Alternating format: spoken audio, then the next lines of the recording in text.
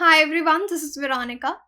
आज का टॉपिक है हमारा स्पेस राइस पे। ये स्पेस राइस क्या है और चाइना ने पहला बैच जो है राइस का, जो कि मून तक ट्रैवल करके आया है, उसको ये लोग हार्वेस्ट करेंगे। China harvest first batch.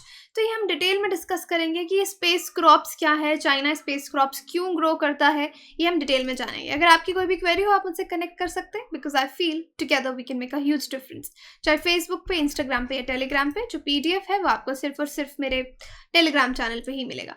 अब इस टॉपिक के डायमेंशंस ये हैं कि हम स्पेस राइस के बारे में जानेंगे, इनका कल्टिवेशन और चैंग E5 मिशन के बारे में थोड़ा सा जानेंगे ऑलरेडी, क्योंकि मैंने इस पर एक बहुत डिटेल वीडियो जो है 17 मिनट्स का वो बनाया था, वो आप देख सकते हैं। अब देखिए, China has harvested its first batch of space rice. तो चाइना ने हार्वेस्ट कर दिया है पहला बैच स्पेस राइस का at space breeding research centre, जो इनका स्पेस ब्रीडिंग रिसर्च सेंटर है।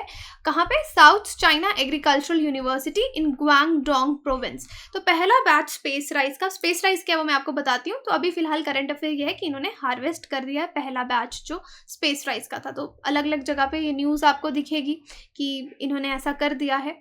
अब देखिए, चाइना हैज़ हार्वेस्टेड, ये कौन से स्पेस राइस है, किस चीज़ को यहाँ पे स्पेस राइस कहा जा रहा है? इन्होंने राइस के जो सीड्स हैं उनको स्पेस में भेजा था। किसके थ्रू?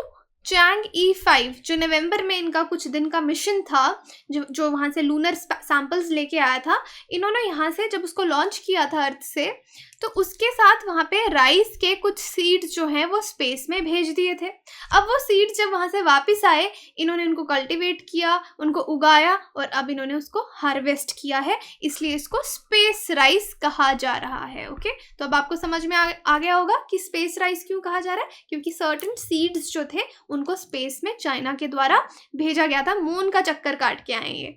और चैंग ई मिशन के जो गया था इनका, चैंग ई मिशन पे ये वीडियो है मेरा जो मैं बता रही हूँ। बहुत डिटेल में यहाँ पे चैंग ई मिशन को डिस्कस किया है, कौन कौन से देशों का कौन कौन सा मिशन, मून मिशंस चल रहे हैं या फ्यूचर में होने वाले हैं। अगर आप उसके बारे में जानना चाहते हैं तो ये वीडियो आप देख सकते हैं।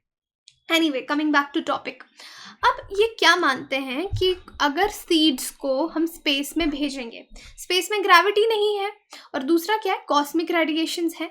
तो साइंटिस्ट का, रिसर्चर्स का मानना है जब सीड्स को ज़ीरो ग्रेविटी वाला इन्वायरमेंट मिलेगा और कॉस्मिक रेडिएशन से एक्सपोजर मिलेगा, तो उनमें कुछ म्यूटेशन होगा और वो म्यूटेशन हाई यील्ड के लिए बेटर हो सकता है। जब म्यूटेट होके उनको ग्रो किया जाएगा अर्थ पे, तो वो ज़्यादा यील्ड देंगे, प्रोडक्शन ज़्यादा होगा।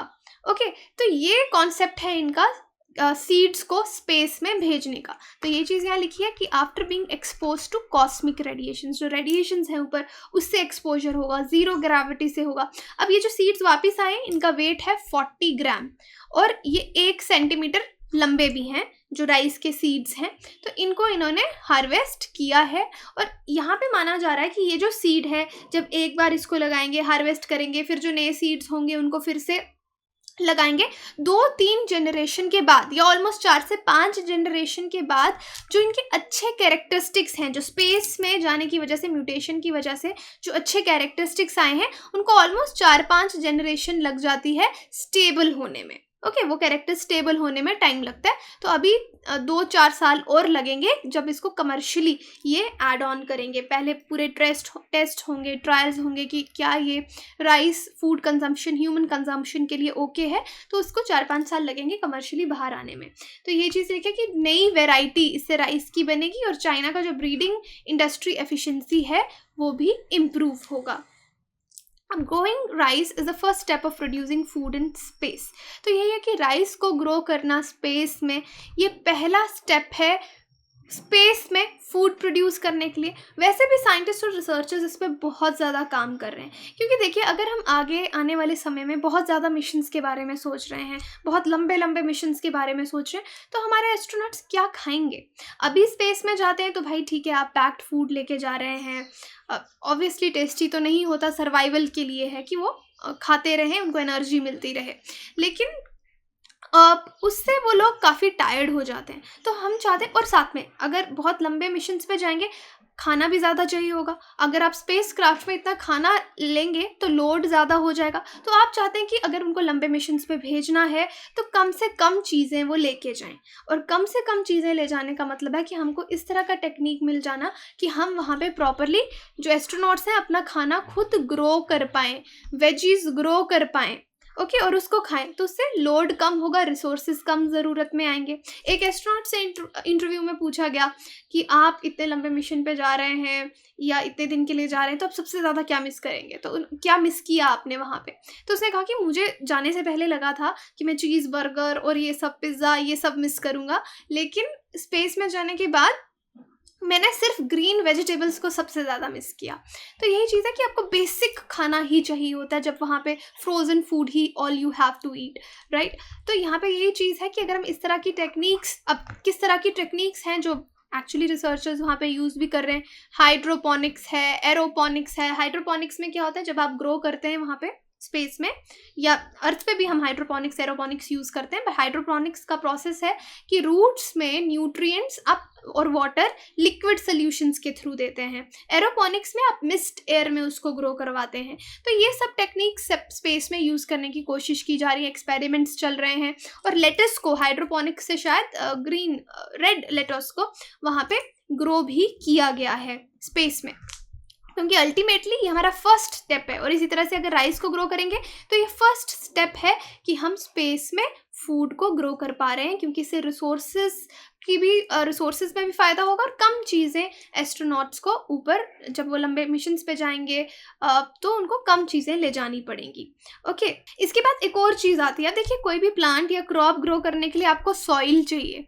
तो अगर आप सॉइल लेके जाएंगे ऊपर तो सॉइल का कितना वेट हो जाएगा, फिर से आपका लोड इंक्रीज हो जाएगा। तो इसलिए ये हाइड्रोपोनिक्स एरोपोनिक्स की टेक्निक सोची जा रही है। और दूसरी चीज़ यहाँ पे है कि जो सॉइल, अगर सपोज हमने मार्स मिशन पे किसी को भेज दिया, मून मिशन पे भेज दिया या मार्स पे भेज दिया, तो उनका जो सॉइल एक्चुअली अर्थ के सॉइल जैसा नहीं है, क्योंकि अर्थ के सॉइल में ऑर्गेनिक मैटर है, वो न्यूट्रिशन देता है प्लांट्स को ग्रो करने के लिए। उनके जो सॉइल आपको वहाँ पे मिलेगा वो रॉक्स हैं या वॉल्केनिक ऐश है, और उसमें कुछ ऐसी चीज़ें देखी गई हैं जो ह्यूमन कंजम्पशन के लिए अगर ज़्यादा मात्रा में ले लो तो पॉइजनस हो सकती हैं। तो या फिर वहाँ पे जो एस्ट्रोनॉट्स है क्या करें कि उनके जैसे सॉइल को लिया, उसको केमिकली ट्रीट किया, उसको सही बनाया, फिर उसमें ग्रो किया। काफ़ी लंबा प्रोसीडियर, बट एनीवे इस पे एक्सपेरिमेंटिंग जो है वो लगातार चल रही है कि किस तरह से हम स्पेस में फूड को ग्रो कर सकते हैं, बिकॉज इसकी आने वाले समय में बहुत ज़रूरत पड़ने वाली है। तो ये जो ग्रोइंग राइस, ये एक पहला स्टेप है। और वहाँ पे चाइना में लोग इसको क्या कह रहे हैं, राइस फ्रॉम हेवन। ये जो राइस है सोशल मीडिया पे, इनको राइस फ्रॉम हेवन करके ये बहुत फेमस हो रहे हैं। लेकिन जैसे मैंने बताया 3 से 4 साल लगेंगे मार्केट में आने से पहले। चाइना का ग्रेन हार्वेस्ट जो है और फूड सिक्योरिटी को इससे फ़ायदा होगा, उनका ऐसा मानना है। अब चाइना में ये जो स्पेस राइस है ये कोई नई चीज़ नहीं है। चाइना ऑलरेडी स्पेस क्रॉप्स इस तरह के ग्रो कर रहा है जिनको वो स्पेस क्रॉप्स बोलता है। तो यहाँ पे मैं बता दूँ आपको, लूनर वॉयजेस जितने भी जा रहे हैं सिंस 1987, तो चाइना अपने जो सीड्स है क्रॉप्स के उनको स्पेस में भेजता है। ब्लूमबर्ग के अकॉर्डिंग इनके चाइना के 200 स्पेस प्लांट वेराइटीज़ हैं, ओके। तो दिस इज़ ह्यूज। 200 स्पेस, कितना विजन है इनका, 1987 से ये लोग ये काम कर रहे हैं। 200 स्पेस प्लांट वेराइटीज़ हैं जिसमें कॉटन टोमेटोज इंक्लूडेड हैं, और इनको वहाँ पे अप्रूवल भी मिल गया है। 2.4 मिलियन हेक्टेयर्स एरिया जो है इनका, वहाँ पे ये स्पेस क्रॉप्स चाइना ग्रो कर रहा है। और रिसर्चर्स का मानना है ये जो सीड्स हैं, अगर कॉस्मिक रेडिएशन इनको मिलती है तो जब वापस आके अर्थ में आप इनको प्लांट करते हैं ये बहुत ही हाई यील्ड देते हैं।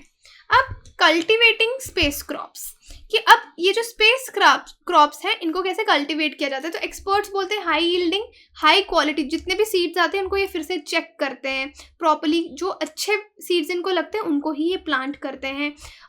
देखिए, experts have said that only high yielding high quality varieties that proven to be resistant to diseases would be officially recognised as stable varieties. तो इनमें उन वेराइटीज को स्टेबल माना जाएगा जो अच्छी क्वालिटी की होंगी, उनका प्रोडक्शन ज़्यादा होगा और वो डिजीज़ के खिलाफ काफ़ी रेजिस्टेंट होंगी।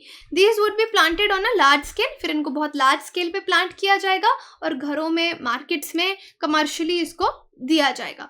और जो चीज़ लॉन्ग टर्म विजन ऑलरेडी मैं आपको एक्सप्लेन कर चुकी हूँ कि आने वाले समय में ह्यूमन स्टेज स्पेस स्टेशन में लोग ज़्यादा देर तक रह पाएंगे। जो मैं आपको बता रही हूँ उन्होंने लेटेस्ट ग्रो किया वो इंटरनेशनल स्पेस स्टेशन में ही ग्रो किया था। तो स्पेस स्टेशन में अगर रहेंगे तो ये लोग चाहते हैं कि सेल्फ रिसाइकलिंग इकोसिस्टम स्पेस में चेक किया जाए। सेल्फ रिसाइकलिंग इकोसिस्टम स्पेस में क्यों चेक किया जाए? क्योंकि हर बार आप यूज़ एंड थ्रो कर रहे हैं, चीज़ें लेके जा रहे हैं, एक तो इतना वेट उठा के जा रहे हैं। अगर रिसाइकलिंग का प्रोसेस स्पेस में हमको पता चल जाएगा तो उन चीज़ों को हम रिसाइकल भी कर पाएंगे।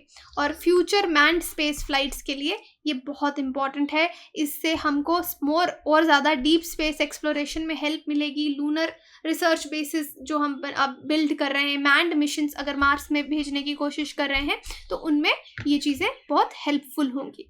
उसके बाद तो general law of space breeding, अगर स्पेस ब्रीडिंग की बात करें तो इसमें वही सीड सिलेक्ट किए जाते हैं जिनके एक्सीलेंट कैरेक्टर्स होते हैं और कुछ जनरेशन 4 से 5 जनरेशन के बाद ही अच्छे कैरेक्टर्स स्टेबलाइज होते हैं, हाई क्वालिटी। ये चीज़ खैर मैं आपको पहले ही एक्सप्लेन कर चुकी हूँ, सेम इस स्लाइड में लिखी है। अब इन्होंने ये स्पेस राइज जो है चैंग ई मिशन जो 5 मिशन था चाइना का उसके थ्रू भेजा था। थोड़ा सा मैंने आपको वीडियो का रेफरेंस भी बताया कि डिटेल में आप वो देख सकते हैं, लेकिन just to make you revise ये बता देती हूँ। चैंग ई5 जो था ये नवंबर 24 को इन्होंने भेजा था। Lander vehicle touch down on the moon पे पहुंचा 1 दिसंबर पे इसने टच किया। मिशन को एक्सपेक्ट किया गया था 23 डेज टोटल में कंप्लीट होगा। ऑब्जेक्टिव इस मिशन का यही था कि लूनर मून की सतह से लूनर रॉक्स को वापस लाना है। फर्स्ट अटेम्प्ट था ये और China made its first lunar landing in 2013। और चाइना ने अपनी पहला लूनर लैंडिंग कब किया था? 2013 में। और चैंग ई ये जो प्रोब है ये देखिए अनमैन्ड स्पेसक्राफ्ट है चाइना के द्वारा और इसका नाम मिथिकल चाइनीज जो है मून गॉडेस के नाम पे रखा गया है। और रॉकेट के 4 पार्ट्स थे, ऑर्बिटर, रिटर्नर, एसेंडर, लैंडर। ये आपको मालूम होना चाहिए एमसीक्यू के लिए। अब स्पेस हिस्ट्री में चाइना ने कुछ चीज़ें पहली बार की। फर्स्ट टाइम एक प्रोब के लिए जो कि मून की सतह से फिर से टेक ऑफ किया। First time to take automatically sample, पहली बार सैंपल लिए चाइना ने। पहली बार अनमैन्ड, ये आप देख सकते हैं डॉकिंग की इन्होंने लूनर ऑर्बिट पे, अनमैन्ड पूरा मिशन था ये। फर्स्ट टाइम ये अर्थ पे पहुंचा लूनर सैंपल्स के साथ। ओके, तो ये कुछ चीज़ें हैं जो चाइना ने स्पेस हिस्ट्री में पहली बार किया। यहाँ पे एक सवाल है आपके लिए, what is the scientific name of rice? Rice sativa, Triticum, aestivum आगे होना चाहिए, बट एनीवे जीमेस ग्लाइसिन मैक्स। तो बताइए क्या है इसका सही आंसर? कमेंट में आप बता सकते हैं। बाकी आंसर जो है टेलीग्राम पे भी अपडेट कर दिया जाएगा। बाकी आप हमारी वेबसाइट विजिट कर सकते हैं कोर्सेज की जानकारी के लिए। एप्लीकेशन डाउनलोड कर सकते हैं, हमारे बहुत सारे कोर्सेज EMI पे भी अवेलेबल हैं। सारी जानकारी आपको वहीं मिलेगी। Thank you so much.